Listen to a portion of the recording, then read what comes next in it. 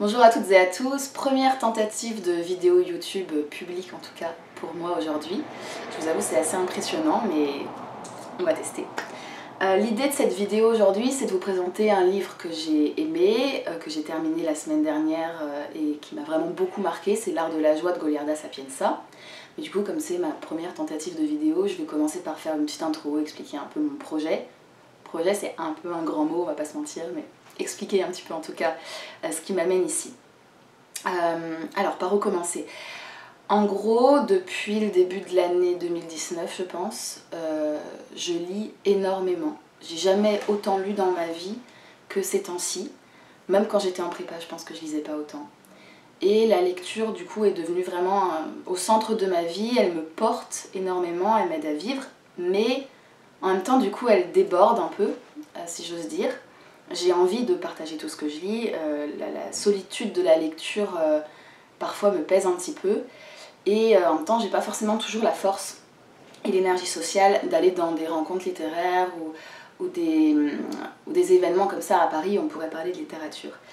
Donc il y a ça d'une part, et puis d'autre part, il y a mon amour de YouTube. Depuis plusieurs années déjà, je suis une grande consommatrice de YouTube, de vidéos YouTube. Ça me nourrit énormément et l'horizontalité du réseau aussi, enfin, je suis très admirative de tout ce que ça peut apporter. Et du coup je crois que ça fait longtemps aussi que j'avais envie de me mettre moi-même derrière la caméra et de contribuer à ma toute petite échelle à créer un petit peu du contenu, à partager des passions, des réflexions, etc. Je suis pas totalement étrangère à la création de contenu par ailleurs parce que dans mon précédent job, je faisais un peu des vidéos comme ça et c'était un réel plaisir et ça m'apportait enfin je trouvais ça très très gratifiant. J'adorais rusher, j'adorais monter même si je faisais des montages relativement minimaux et j'adorais surtout toutes les interactions à la fois digitales et réelles que ça pouvait apporter et je crois que ça me manque aussi tout ce que je faisais à l'époque. Donc voilà, l'idée c'est que c'est à la rencontre un petit peu de ma passion pour la littérature et mon envie de tester le médium YouTube. Alors j'ai pas du tout de grandes ambitions sur ce sujet, pas du tout d'ailleurs, sinon je me serais totalement plantée dès le début parce que le sujet que je choisis, à savoir la littérature, est loin d'être un hot topic comme on dit. Donc non, c'est vraiment du partage de passion à toute petite échelle. C'est pour ça d'ailleurs que là je passe par Facebook.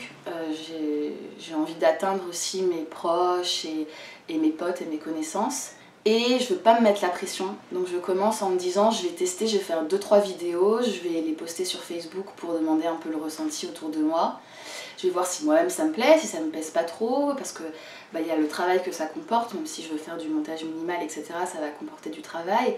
Et puis il y a aussi toute l'exposition et le poids émotionnel de se mettre derrière une caméra et de poster des vidéos de soi. Donc je vais voir si ça me plaît, je vais voir s'il y a ne serait-ce qu'un tout petit peu de répondants et d'intérêt, et du coup au bout de ces 2-3 tentatives de vidéo, continuer ou lâcher l'affaire, et puis si ça foire, tant pis, j'aurais essayé et j'aurais pas de regrets. Donc c'est parti pour cette première vidéo de tentative de chaîne littéraire, et on va donc parler de L'Art de la joie de Goliarda Sapienza. Donc, L'Art de la joie, un tout petit bouquin, n'est-ce pas, que j'ai lu la semaine dernière, que je connaissais depuis très longtemps, qu'on m'avait conseillé depuis très longtemps, mais que j'ai enfin lu, et il était temps parce que j'aurais dû le lire avant. Pour donner un tout petit peu de contexte, c'est un classique de la littérature italienne. C'est peut-être étrange de dire classique parce qu'il est sorti en 2005, mais je pense qu'on peut tout à fait dire classique de la littérature italienne. Il a été écrit dans les années 60 par Goliarda Sapienza, dont je vais vous dire un petit peu de mots, mais il avait été refusé par tous les éditeurs à l'époque, et donc a été publié posthume en 2005, et a été directement à la fois un succès de librairie et reconnu dans l'université italienne. Pour en dire juste 2 mots, l'autrice Goliarda Sapienza est née en Sicile, du coup au début du XXe siècle. D'après ce que j'ai lu sur Wikipédia et la 4e de couverture, elle est née dans une famille socialiste libertaire. Clairement, ça marque sa vie, ça marque son écriture. Elle a eu une éducation assez originale. Elle a eu 2 parties dans sa vie d'adulte. Elle s'est d'abord consacrée au théâtre. Elle était comédienne et ça marchait apparemment du feu de Dieu. Elle avait des grands rôles et elle avait du succès. Mais c'était pas là qu'était sa véritable vie à son sens. Et donc elle voulait écrire et elle a consacré toute la 2e partie de sa vie à l'écriture. Elle a écrit L'Art de la joie, qui est son roman majeur du coup dans les années 60, mais il a été refusé, donc comme je disais, par tous les éditeurs, considéré comme immoral, considéré comme de piètre qualité littéraire, avec beaucoup de mauvaise foi, mais voilà. Et donc elle est morte dans l'anonymat dans les années 90, et ses œuvres ont été retrouvées et revalorisées du coup au début des années 2000, d'où la sortie du livre en 2005. Pour vous résumer juste un petit peu l'histoire, L'Art de la joie, c'est l'histoire de la vie d'une femme, Modesta, qui naît en 1900 et qu'on rencontre alors qu'elle a environ 5 ans, et qu'on quitte alors qu'elle aborde sa vieillesse. D'après ce qu'on comprend, elle a 50-60 ans à la fin du roman. Donc on suit sa vie, on suit les péripéties de sa vie, on suit le cheminement psychologique qui est le sien, le cheminement aussi d'engagement politique, on suit le microcosme, la famille qu'elle se crée à partir du moment où elle est adulte dans sa maison, et donc les personnages qui gravitent aussi autour d'elle. On suit Modesta. Alors, avant de vous parler un petit peu de pourquoi ce livre m'a tant plu, de ce qui m'a véritablement nourri, des grandes thématiques qui le traversent et qui m'ont marqué, je voulais en fait vous lire tout simplement un passage qui se situe au début du roman. Alors, il s'avère qu'il y a un peu deux parties dans le roman, j'en reparlerai peut-être plus tard dans la vidéo. Il y a toute la partie, on va dire, de sa jeunesse, qui est plutôt, qui est très dans l'action et dans les péripéties, puis il y a une partie plus psychologique finalement, une fois qu'elle est adulte, et ça correspond tout simplement aux étapes de cheminement de Modesta. J'ai beaucoup plus aimé la deuxième partie, enfin je l'ai trouvée plus puissante on va dire, même si la première partie comporte beaucoup de jubilation et de plaisir à la lecture, mais j'ai beaucoup plus aimé la deuxième partie. En revanche, je vais vous lire un passage de la première partie, notamment parce que ça évite de trop spoiler, et puis c'est un très beau passage, c'est un passage marquant je trouve, il est à la page 53 dans mon édition, et c'est un premier moment de grande libération psychologique chez Modesta. Donc pour donner un tout petit peu de contexte, elle est au couvent, il y avait une sœur dans sa chambre, et cette sœur s'en va de sa chambre. Alors juste parenthèse, je ne suis pas forcément une très bonne lectrice à voix haute, donc j'espère que ça ne va pas faire trop niais, mais je vais faire une tentative.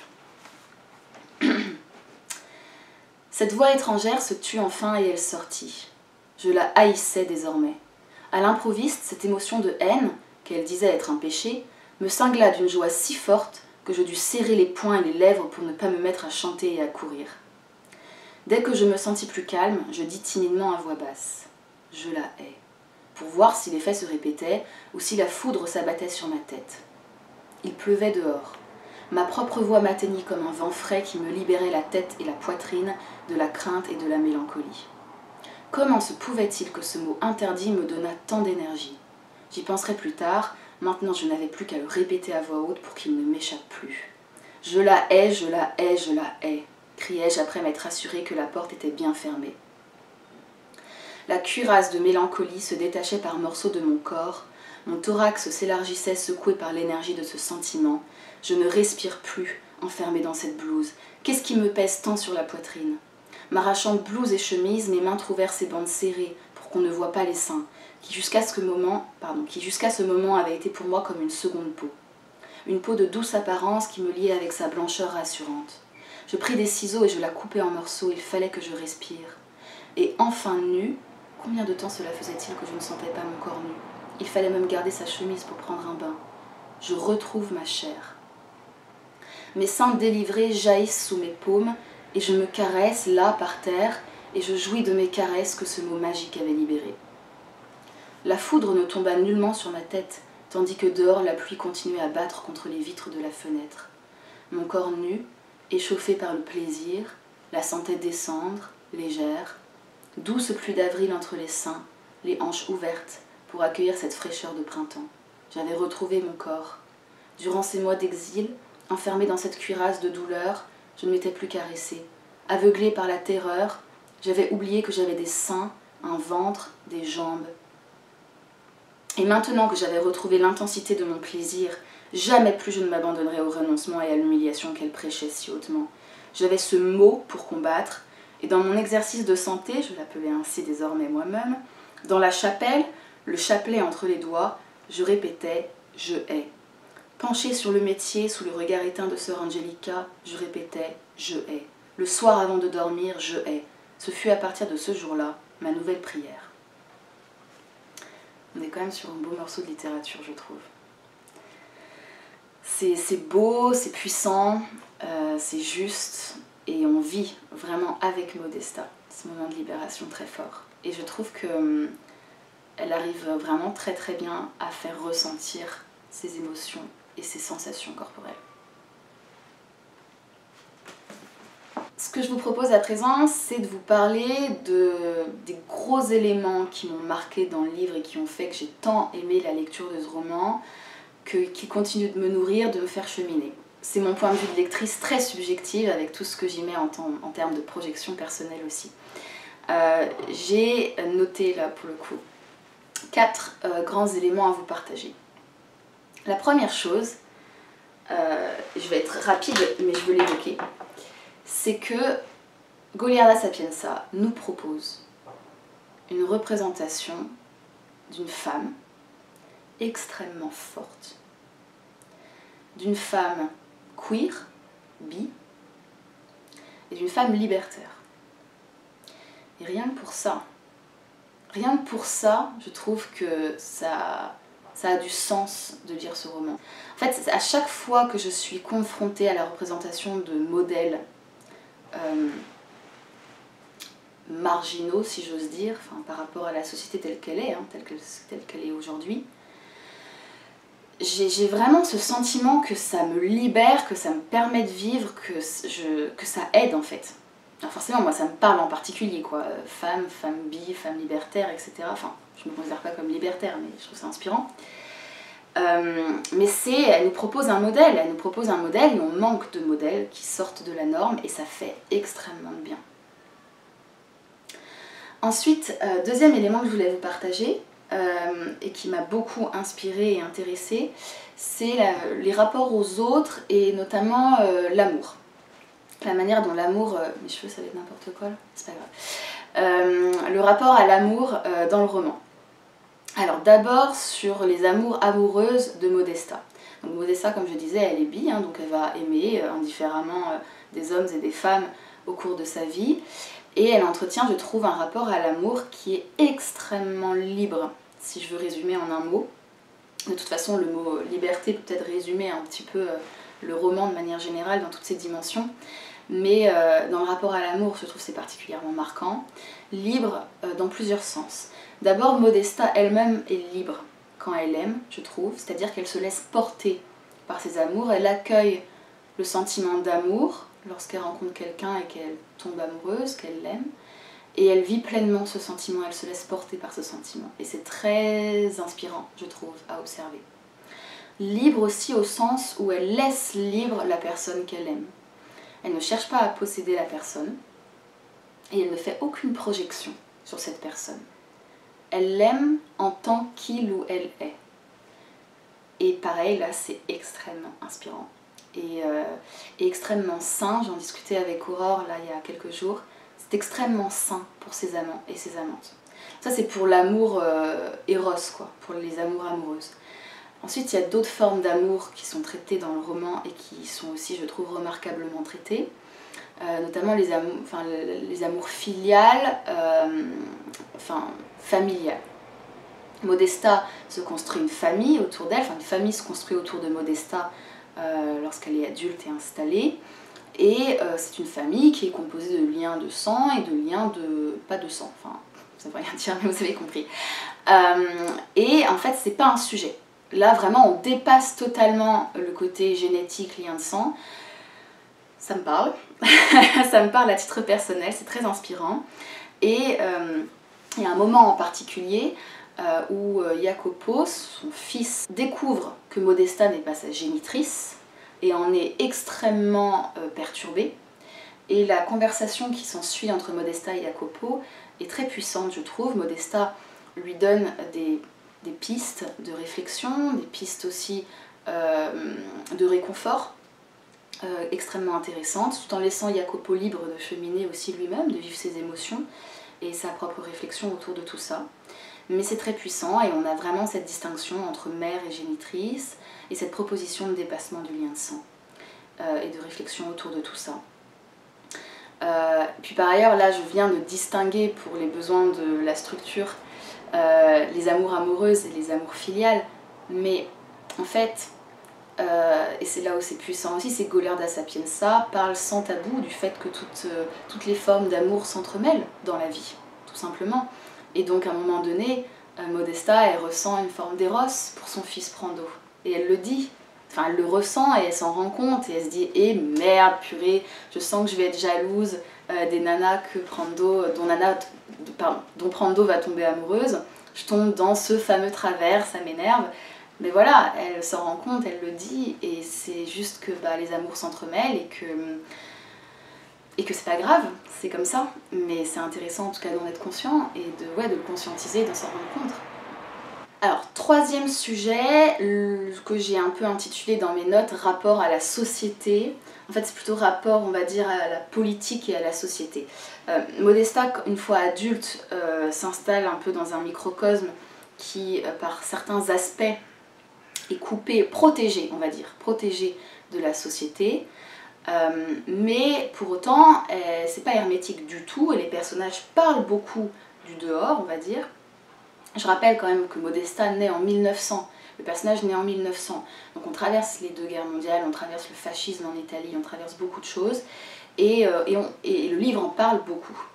On suit du coup au cours du roman le cheminement politique de Modesta, qui très vite s'intéresse à la politique à travers ses lectures, etc., et à travers un certain nombre de rencontres, qui va, en tant que femme, oser aller dans des réunions socialistes, communistes, qui va se faire sa propre opinion. Elle a la force à la fois intellectuelle et la liberté intellectuelle de se faire sa propre opinion, et qui va donc cheminer tout au long du roman.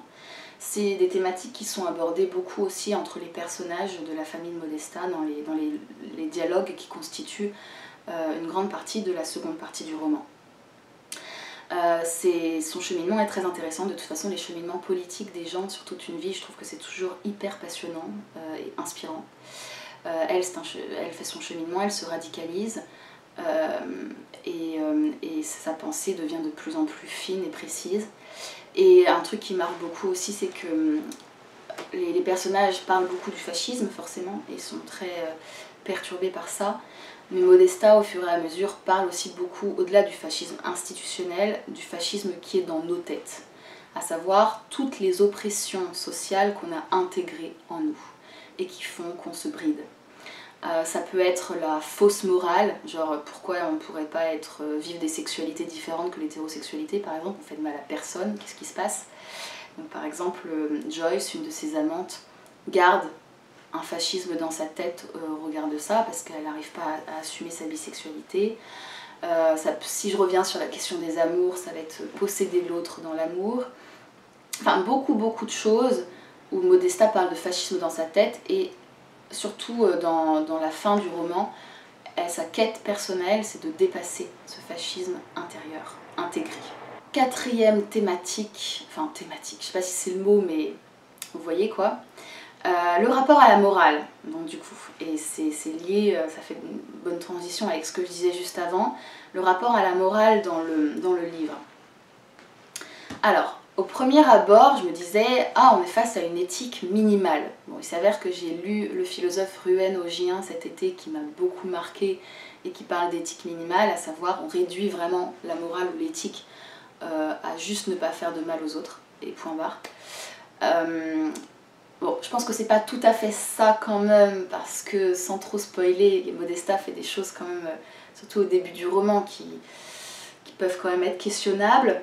Mais en terminant le livre, ce que je me suis dit, en fait, c'est que ce qui est puissant et ce que je trouve profondément éthique dans le comportement de Modesta, c'est qu'elle est responsable.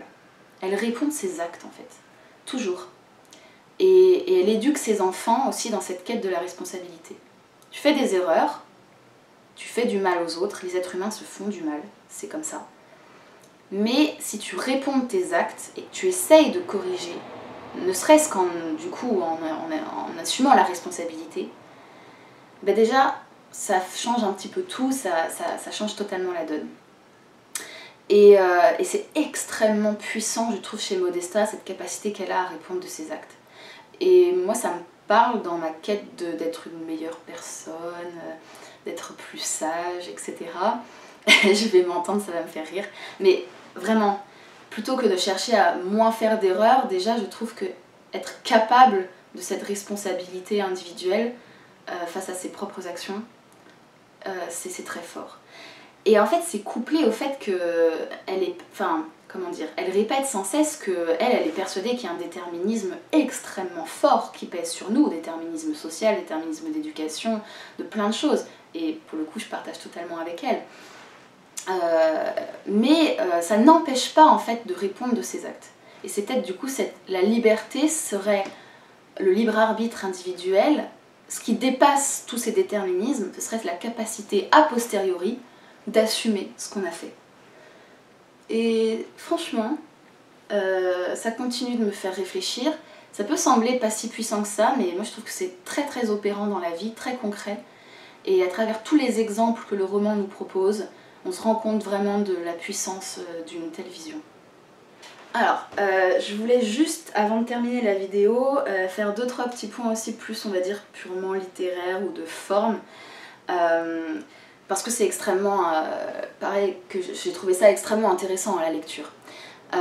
C'est un livre qui, par bien des aspects, est assez expérimental d'un point de vue littéraire.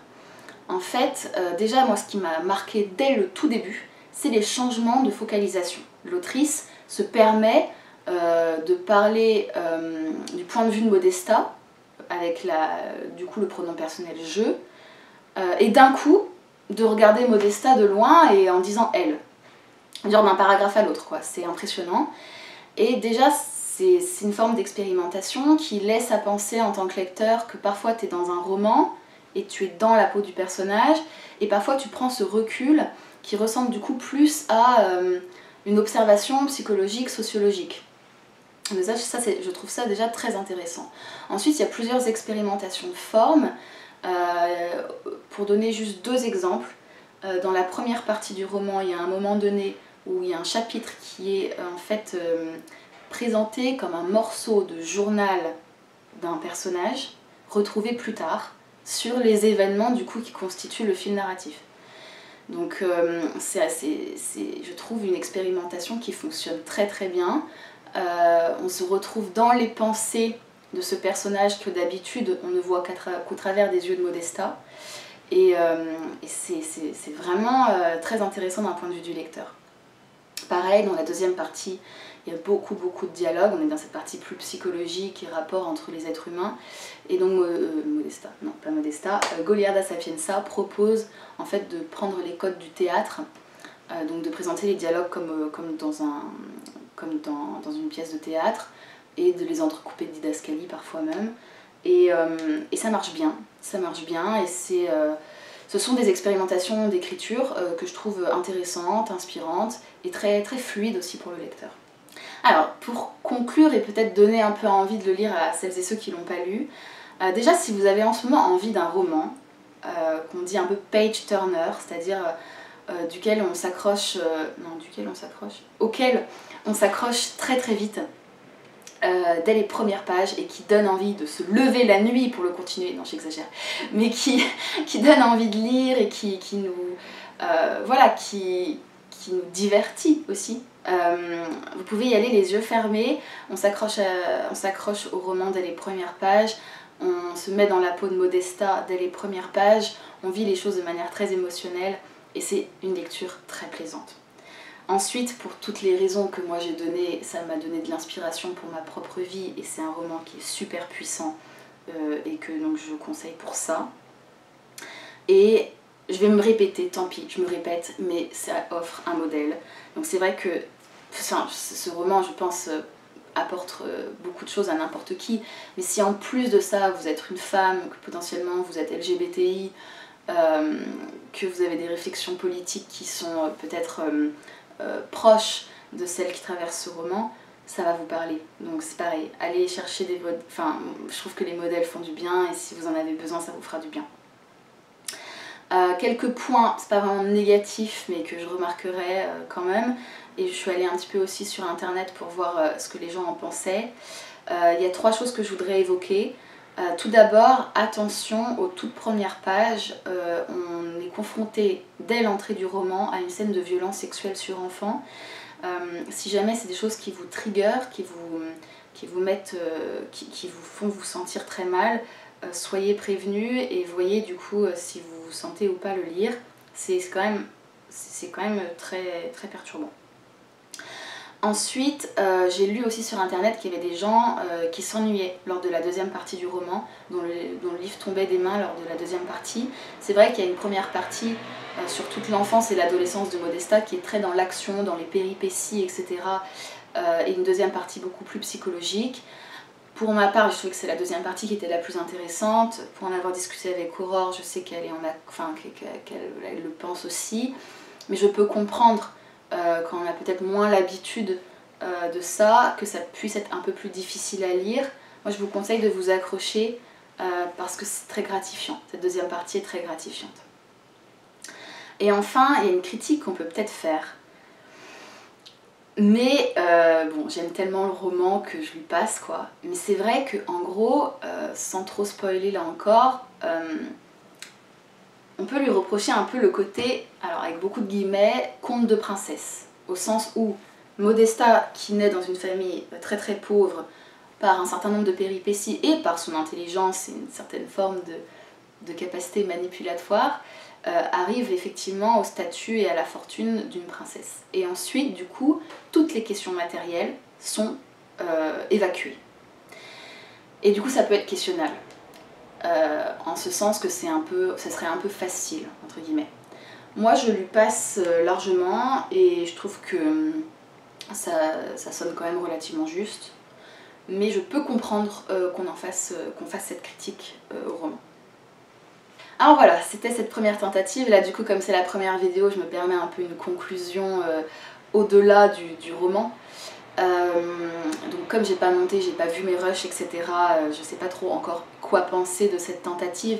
Ce que je sais, c'est que de mon ressenti, là où j'ai eu un petit peu peur, c'est que je m'adresse à la fois à des gens qui ont lu le livre, parce que j'ai envie de créer de la discussion avec les gens qui ont lu le livre et qui ont sûrement des lectures différentes, complémentaires de la mienne, etc. Et je m'adresse aussi à des gens qui l'ont pas lu, donc pas trop envie de spoiler, envie de donner envie. Et c'est vrai que c'est pas toujours facile de gérer cette double cible, et je sais pas si je me suis foirée ou pas. À voir. Je sais que j'ai été longue par ailleurs, ça je m'en doutais. Je m'étais donné un temps relativement long en me disant que celles et ceux que ça intéresserait, ils regarderaient, que ceux que ça intéresserait pas, ils regarderaient pas. Je peux aussi donner des indications temporelles en commentaire de la vidéo pour que les gens regardent que ce qui les intéresse.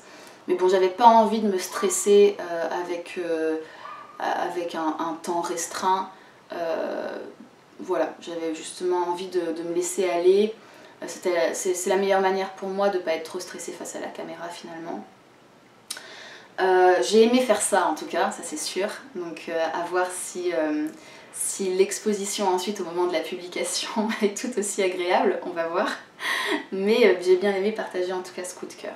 J'ai plein d'idées pour mes 2 prochaines tentatives de vidéos.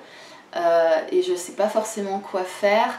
Ça en fait, ce genre de vidéo, le vidéo un petit peu au fil de mes lectures, c'est l'idée, c'est qu'en gros, bon, je lis, comme je disais en début de vidéo, je lis beaucoup, donc je lis un certain nombre de livres par semaine, par mois, et donc c'est quand un livre me marque beaucoup, de faire une vidéo dessus, donc comme je viens de faire sur l'art de la joie. Je peux faire d'autres choses, je peux prendre des livres qui m'ont marqué dans le passé, qui continuent de me marquer aujourd'hui, je peux faire des vidéos sur des essais en particulier.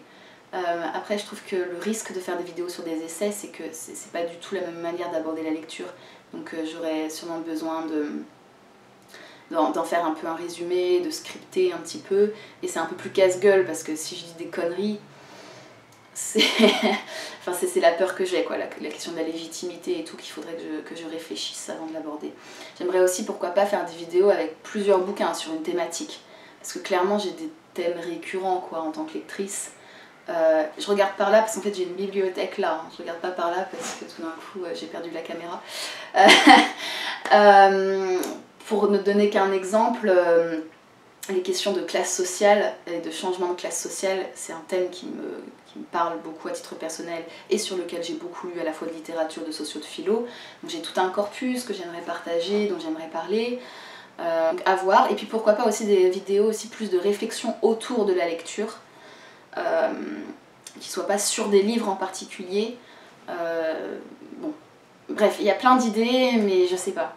Donc pour toutes celles et ceux qui ont vu la vidéo, n'hésitez surtout pas à venir en discuter, que ce soit dans les commentaires ou en privé. Je cherche pas, comme je disais en début de vidéo, je cherche pas du tout à percer, mais je cherche l'interaction. C'est vraiment ce qui me porte aussi dans cette tentative de publication YouTube. C'est pas de faire des vues, c'est pas de faire des abonnés, etc. Mais c'est de discuter ne serait-ce qu'avec 2-3 personnes. En fait, de retrouver tout le plaisir qu'on peut avoir à un café littéraire physique à travers ce médium digital. Donc voilà, encore une fois, n'hésitez pas. Et puis bon, je vais arrêter cette vidéo ici parce qu'elle sera déjà très longue, je crois. Et je vais aller travailler, puisque ce que je ne vous ai pas dit, c'est qu'il est 8 h et que je suis d'ailleurs encore en semi-pyjama. Je suis habillée en haut mais en pyjama en bas. Donc je vais aller m'habiller et je vais aller travailler. Je vous souhaite à tous une bonne journée ou une bonne soirée. Ciao.